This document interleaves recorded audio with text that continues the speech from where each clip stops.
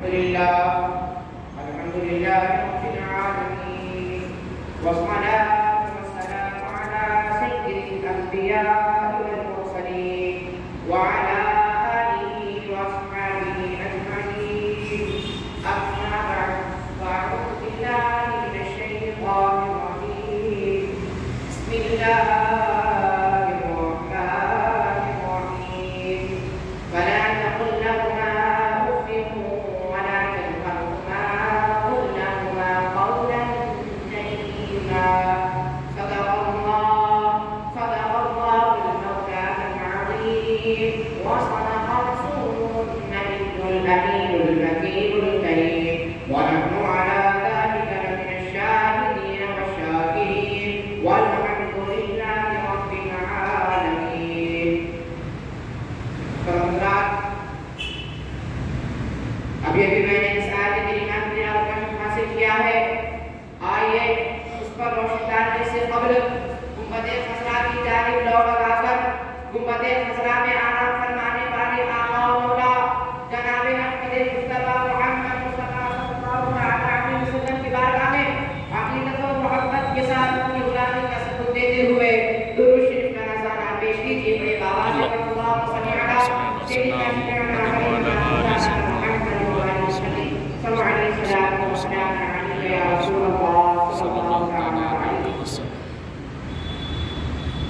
رتبہ ماں باپ کا کتنا ذیشان ہے، رتبہ ماں باپ کا کتنا ذیشان ہے. اف نہ کہو یہ حکم قرآن ہے. حج مقبول ہے ایک نظر دیکھنا، میرے پیارے نبی کا یہ فرمان ہے. خدمت والدین ہے نعمت بڑی، حب ماں باپ بخشش کا سامان ہے.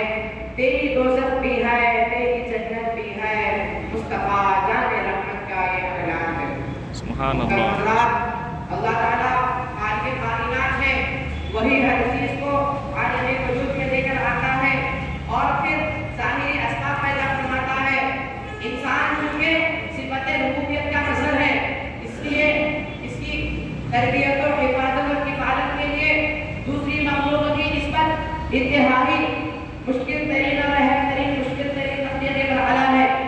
اس لیے اس کی فریضے کی انجام دہی کے لیے اللہ تعالیٰ نے ایسی دو ہستیوں کا انتخاب فرمایا جن کا متبادل دنیا کی کوئی چیز نہیں ہو سکتی. والدین کو اللہ تعالیٰ نے اپنی صفت ربوبیت کا مظہر بنایا ہے. دنیا جہاں کے عیش و عشرت، اعلیٰ عیش و زیبائش اور خزانے ایک طرف اور ماں کی محبت اور باپ کی شفقت ایک طرف ہے. والدین اور اولاد کے درمیان ایسی لازوال محبت پیدا کر دی گئی ہے جو انہیں کسی بھی قربانی سے گزرا نہیں ہونے دیتی. والدین کا سایہ عاطفت اللہ کریم کی رحمت اور رحمت عظمیٰ ہے. اسلام نے والدین کے مقام و مرتبے کو اس انداز میں پیش کیا ہے. دنیا کا کوئی قدیم و جدید مذہب اس کا حسن عشیر میں نہیں پیش کر سکتا. اسلام نے انسان کو اشرف المخلوقات بنا کر خلافت عرضی کے منصب جلیلہ پر فائز فرمایا ہے. تو جہاں انسان کو دوسرے انسان کے سامنے سر جھکانے اور شرک کرنے سے روکا، وہاں یہ اعلان بھی فرما دیا کہ والدین کی تعظیم و تکریم واجب ہے. ان کو راحت پہنچانے کے لیے اختیار کی جانے والی ہر زینت سرفرازی ہے. ان کو راحت پہنچانے کے لیے کی جانے والی ہر زینت سرفرازی ہے. والدین کے اولاد پر بے شمار احسانات ہوتے ہیں. بچپن میں ان کی جس طرح وہ بچپن میں ان کی تربیت کرتے ہیں اور طرح طرح کے تکالیف برداشت کر کے اپنی لازوال محبت کا عملی نمونہ پیش کرتے ہیں. اسی طرح اولاد کے لیے یہ بھی ضروری ہے کہ ان کے ہر جائز مقام تعمیر کی یہ فریضہ سمجھ کر کرے. ان کے آرام و راحت کے لیے اپنا سب کچھ قربان کر دے. دین اسلام میں جہاں والدین کے مقام مرتبے کو دین اسلام میں جہاں اولاد کے حقوق بیان ہوئے، وہاں اللہ تعالیٰ نے والدین کی حرمت کو اس انداز میں پیش کیا ہے وہ بے مثال ہے. اللہ تعالیٰ نے جہاں اپنی عبادت کا ذکر کیا، وہاں والدین کے ساتھ حسن سلوک کا بھی ذکر کیا، وہاں والدین کے ساتھ حسن سلوک کا بھی حکم دیا اور والدین کی خدمت اور عزت و تکریم کو عبادت قرار دیا.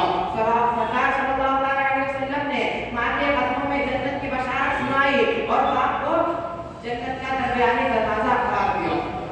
محترم حضرات، آپ دیکھ رہے ہیں اس زمانے میں والدین کا احترام دنوں سے اٹھ گیا ہے۔ جب تک باپ کماتا رہا تب تک اولاد ملکن والدین کی خدمت کرتی ہے، اور جب والدین کمانے کے قابل نہ رہے تو اولاد انہیں بے وقت و فضول سمجھنے لگتی ہے۔ آج کل جو اس طرح سے رشتوں کا تقدس پامال ہو رہا ہے اس کی وجوہات ہیں۔ مثلاً والدین کے سامنے اونچی آواز سے بات کی جاتی ہے، ان کو جھٹکیاں دی جاتی ہے، ان کو رلایا جاتا ہے، ان کو برا بھلا کہا جاتا ہے، ان کی نافرمانی کی جاتی ہے۔ والدین کے درجے میں کوتاہی کرنے والوں کے لیے دنیا و آخرت میں رسوائی ہوگی۔ شاعر کہتا ہے خدا کے بحق کرو شکر ناپاک لوگوں، خدا کے بحق کرو شکر ناپاک لوگوں، زبان سے رخ نہ کہو چاہے لاکھ کو گلا لو۔ آج معاشرے میں بدقسمتی سے اسلامی اقدار بکھر کر رہ گئی ہے، جس کی وجہ سے ہماری اخلاقی زندگی تباہ ہو چکی ہے۔ رشتوں کا تقدس زوال کا شکار ہو رہا ہے۔ جوان بیٹا باپ کو بار بار پر جھڑک دیتا ہے، ذرا سی بات پر بیٹے کا لہجہ سب کو غلط ہو جاتا ہے۔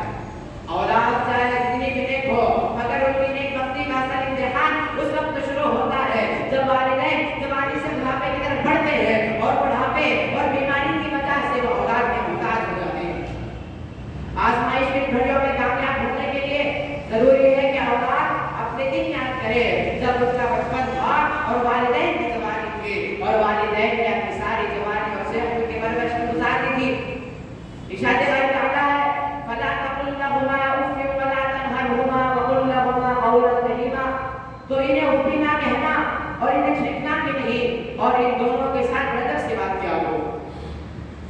والدین جب جوان ہوتے ہیں تو نیک اولاد ان کے سامنے سر نہیں اٹھاتی، ادب کے تقاضوں کے تحت ان کی نگاہیں جھکی رہتی ہے، مگر جب والدین جوانی سے بڑھاپے کی طرف قدم رکھتے ہیں تو وہی نیک وقت اولاد جس نے اپنے والدین کے سامنے سر نہ اٹھایا ہو، جس نے اپنے والدین کے سامنے اونچی آواز سے بات نہ کی ہو، وہ آزمائش میں پڑ جاتی ہے۔ خستہ حال والدین بڑھاپے میں ہوش و حواس میں نہیں رہتے، ان میں بچوں والی حرکتیں ظاہر ہونے لگتی ہے۔ جب والدین ہوش میں ہوتے ہیں تو اولاد کو چاروں ناچار کی خدمت کرنی پڑتی ہے، مگر جب والدین اپنے معمول سے ہٹ جاتے ہیں تو ان کی طبیعت میں چڑچڑاپن آ جاتا ہے، جس سے وہ ایسی باتوں کی فرمائش کرنے لگتے ہیں جس سے اولاد کو چڑ ہوتی ہے، اور اولاد کا کارنامہ ایسا جو آزمائش میں ہو جاتا ہے۔ والدین اولاد کے اخلاق میں نقص نکالنے لگتے ہیں، جس سے اولاد اپنی ساری زندگی میں دخل اندازی پر ان سے سخت اور درست رہتے ہوئے بات کر جاتا ہے کہ ان کو ہماری زندگی سے کیا لینا دینا، ہم آزاد ہیں، ہم جو مرضی چاہے کر سکتے ہیں۔ لیکن یہاں بات آ جاتی ہے کہ فَلَا تَقُل لَّهُمَا أُفٍّ، کہ کون اس بات پر عمل کرتا ہے اور کہاں تک عمل ہوتا ہے۔ حضرت ابن عمر رضی اللہ تعالیٰ بیان کرتے ہیں کہ رسول اللہ صلی اللہ علیہ وسلم نے فرمایا 3 شخصوں کی طرف اللہ تعالیٰ قیامت کے دن نظر رحمت نہیں فرمائے گا۔ نمبر 1 والدین کے نافرمان، نمبر 2 عاقل شرابی، نمبر 3 کوئی چیز لے کر احساس سنانے والا، اور 3 آدمی جنت میں داخل نہیں ہوں گے۔ ماں باپ کا نافرمان، دیوس اپنی بیوی کے بدکاری کے عمل کے باوجود خاموش رہنے والا، اور جو عورت ہونے کے شامل ہے۔ امام احمد البیہقی نے سہل بن معاذ بن ابیہ کے سلسلے سے جو روایت کیا ہے کہ رسول اللہ صلی اللہ علیہ وسلم نے فرمایا اللہ کے کچھ بندے ایسے ہیں جن سے اللہ تعالیٰ بات نہیں کرے گا، نہ ان کی طرف نظر رحمت کرے گا، نہ ان کو واپس آ کرے گا۔ عرض کی گئی یا رسول اللہ صلی اللہ علیہ وسلم یہ کون لوگ ہیں؟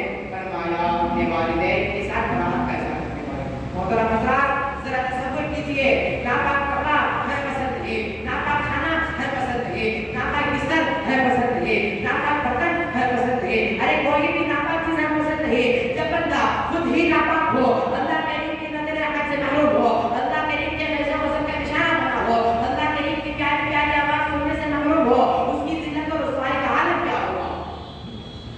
محترم حضرات ایک روایت میں ہے کہ جو آدمی اپنے والدین کو گالی دے اس کی قبر میں آگ کے اتنے انگارے اترتے ہیں جتنے بارش کے قطرے آسمان سے زمین پر اترتے ہیں۔ بعض لوگ فرماتے ہیں کہ والدین کی نافرمان کو تم اپنا سچا دوست مت سمجھو، کیونکہ وہ ہرگز تمہارے ساتھ نیکی اور بھلائی کا معاملہ نہیں کرے گا، جبکہ وہ شخص کا نافرمان نکلا جس کا تیری نسبت پر بہت نازک ہے۔ محترم حضرات جس طرح بے نمازی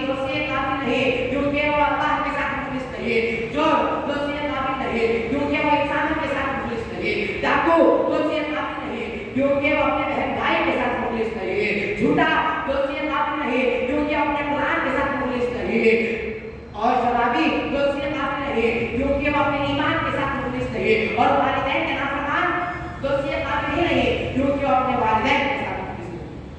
हुजूर नबी करीम सल्लल्लाहु अलैहि वसल्लम ने फरमाया कुल्लु ज़ुनूबि यग़फ़िरुल्लाहु मिन्हा मा शाअ इला यौमिल क़ियामति इल्ला हुक़ूक़ल वालिदैनि फ़ इन्नल्लाहा युअज्जिलुहु लिसाहिबिही फ़िल हयाति क़ब्ल अल-मौत।